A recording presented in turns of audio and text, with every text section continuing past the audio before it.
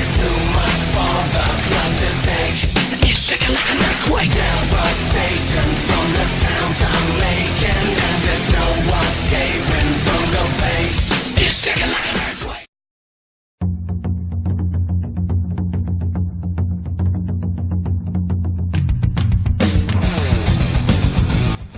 السلام عليكم ورحمة الله تعالى وبركاته. مرحبا بكم في قناة أوتاكان. اليوم سنتعرف على أقوى مستخدمين لطاقة الطبيعة في أنمي ناروتو. المركز الخامس كابوتو. بعد اكتسابه لخلايا أوروتشيمارو ذهب كابوتو للتدرب على طور ناسك الأفاعي وقد أتقنه جيدا، وتخطى أوروتشيمارو بمراحل، وقد رأينا قوته في قتاله ضد إيتاتشي وساسكي الذين يعتبرون من أقوى الشينوبي. المركز الرابع جيرايا. جيرايا من أقوى المستخدمين لطور الناسك، وقد أتقنه في أرض الضفادع، ورأينا مدى قوته في قتاله ضد بين.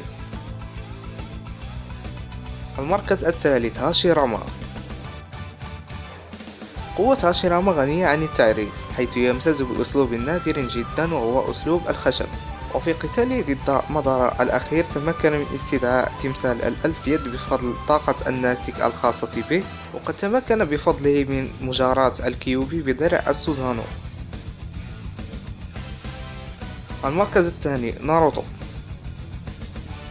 ناروتو أقل ما يمكن القول عنه في استعمال طاقة الطبيعة أنه خرافي بمعنى الكلمة، حيث تمكن من دمجها مع تشاكرا مود الخاص بالكيوبي، وقد أصبح أقوى في استعمال هذه الطاقة بعد حصوله على نصف طاقة حكيم المسارات الستة.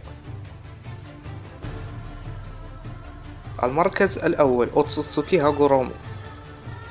هاغورومو هو أول بشري يتقن طور الناسك، حيث تدرب على يد الضفدع الأعلى العجوز الذي ظهر عند تدريب ناروتو، وبفضل طاقة الناسك استطاع مجاراة كاغويا مع أخيه هامورا وختمها.